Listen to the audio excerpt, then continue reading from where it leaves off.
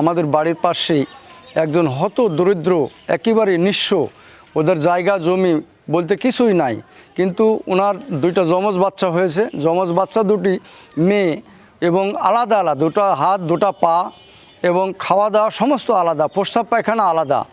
তো এই বাচ্চা দুটাকে যদি দুই ভাগে বিভক্ত না করা হয়, সাপোজ আল্লাহ না করুক ওই বাচ্চাটা যদি, একটা বাচ্চা যদি মারা যায়, তাহলে ওই বাচ্চা সহ কীভাবে বহন করা সম্ভব? প্রধানমন্ত্রী ও এমপি সাহেব মহোদয়ের কাছে অনুরোধ এবং দেশবাসীর বৃত্তমান যারা আছেন তাদেরকে অনুরোধ করছি সবাই সাহায্য সহযোগিতা করে আমরা ওই বাচ্চা দুটিকে অতি তাড়াতাড়ি দুই ভাগের বিভক্ত করার জন্য অনুরোধ করছি। বাচ্চা দুটি যদি যে কোনো একজন যদি আল্লাহ না করুক যদি মারা যায়, তাহলে একজন অপরকে কিভাবে বহন করবে, আর ওটা সমাধান কীভাবে করা যায়?